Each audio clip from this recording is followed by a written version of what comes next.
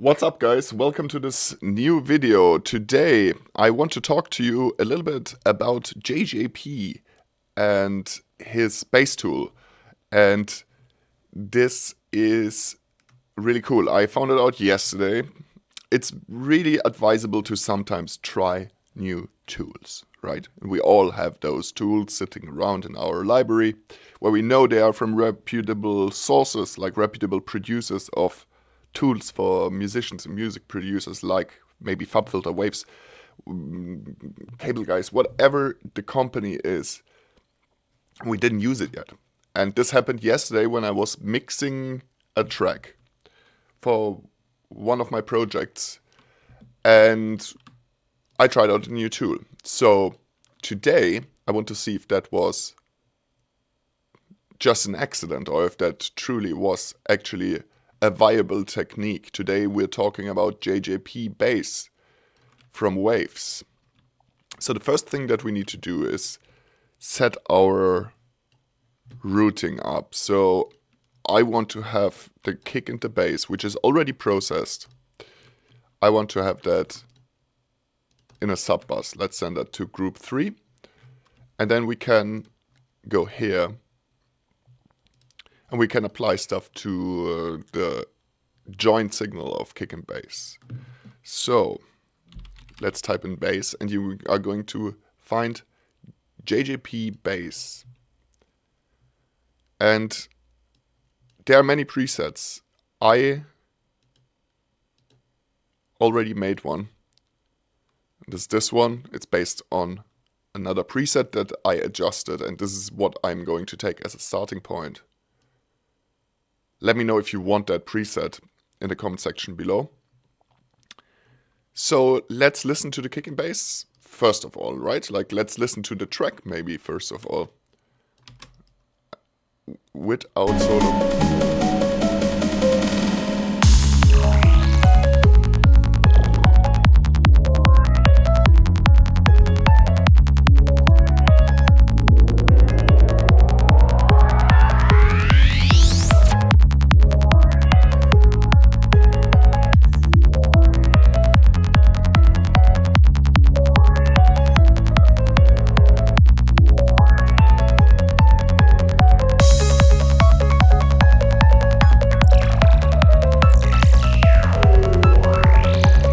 Okay, it sounds like a piano track, and the kick and bass stays still. It's fairly processed, but not that much, and there is quite a lot of stuff going on, but it still has like a little bit of honkiness in it. Let me also quickly adjust that camera. It's, as always, overblown. This camera, I tell you, it's quite annoying with the C920. You always have to set the settings manual. Let's give it a little bit of sharpness and a little bit of saturation. All right. Sorry for that slight interruption. All right. So then let's listen to first kick bass solo. Yeah, I can still hear loads of mids going on. And then we're going to put JJP on the bass now, and let's see what happens.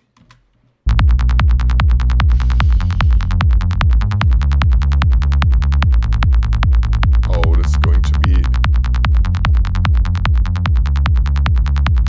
quite tough.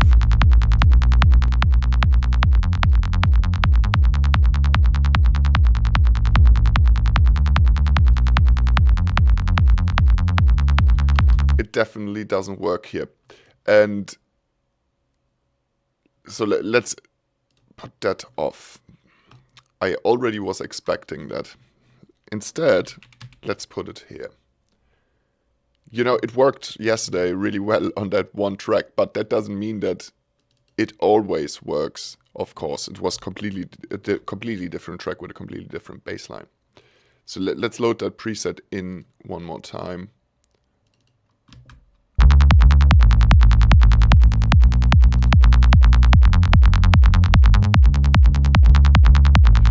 much better. So one really important thing that I still see people doing that mistake. So we're listening here to two different signals, right? We are A-Bing with a bypass.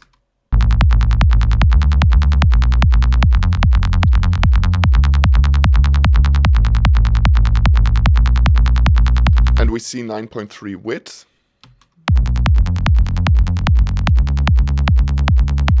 And 11.4 without. So that means that we are still 2 decibel too loud. Let's see. Yeah.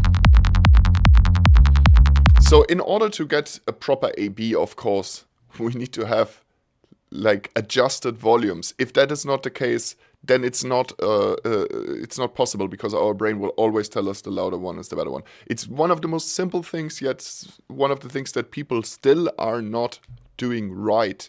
If you A-B anything, you need to put it on the same volume. The same goes for compression, by the way. That's very important. You need to listen to a compressed signal versus the uncompressed signal on the same volume, at least approximately.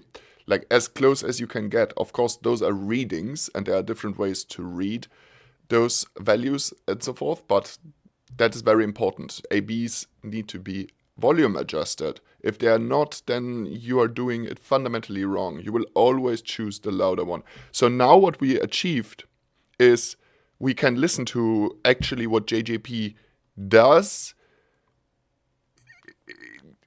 adjusted to the volume. So that means that now we can A-B it. Let's listen to it without it and with it. And keep in mind that we're listening to the same volume.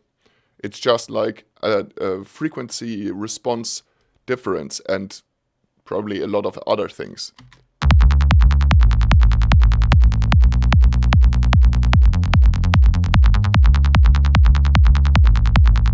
Yeah, it just sounds so much more alive, in my opinion. This is like the thing that it does. I'm pretty sure, so like those tools, right? This is Jack Joseph Puig's bass tool, and they are they're like designed mostly inspired by analog gear. Some of the things I know and I've read about and so forth, like some of the EQs, but some of the stuff like this, I wouldn't know, what was the inspiration for that, if there is any.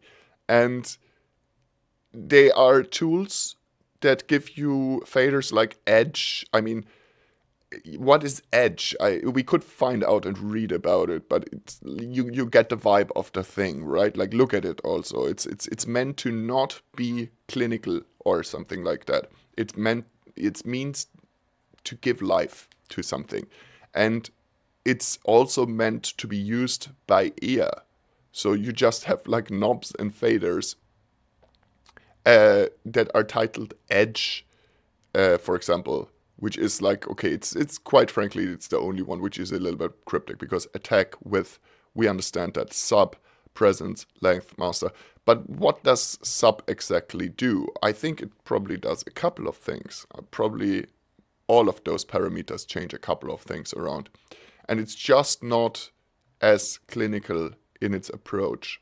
And that is a good thing, because there is a point where your music needs to become music and not just like data. And this is a good point. So I can recommend it. I'm quite frankly super surprised. I didn't, I used it now in a already quite elaborate chain, but it's, in my opinion, it sounds better.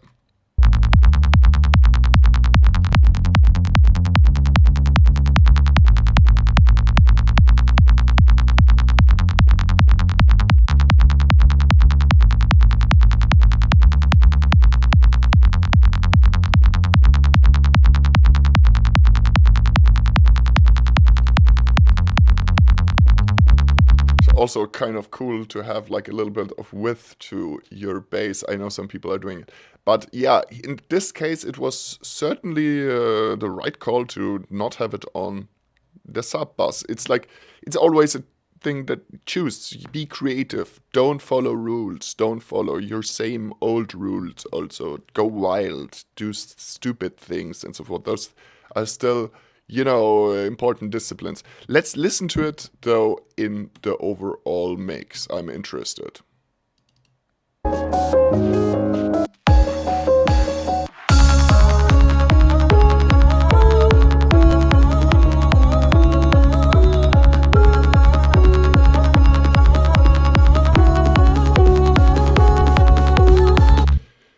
Sounds very alive and open in comparison, and that is achieved by being a bit messy in this case. Dare to be messy and do great music in the end. In the end, it needs to feel right, correct. So there's two choices. You can stick with the old way that you have done for the past 10 years, or you can always be on the lookout for expansion and learning new things, right? And this is a way that yields ultimately, on the long run, better results, although the way might be not as consistent as somebody who's just sticking to his guns, right? Like, it's like, yeah, I know this works. It's not maybe the greatest thing in the world, but it works at least. It's like, I am after the greatest thing in the world. That is my approach. And yeah.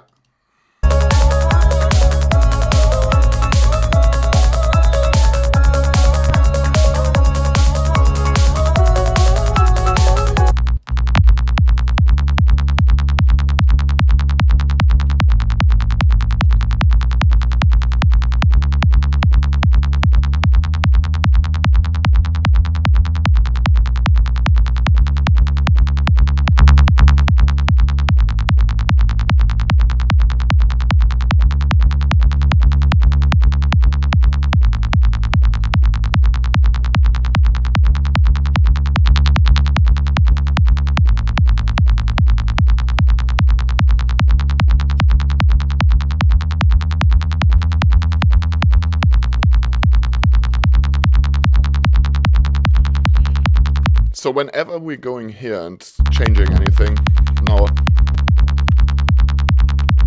I also have to go back here. Yeah, we can give it 1 decibel.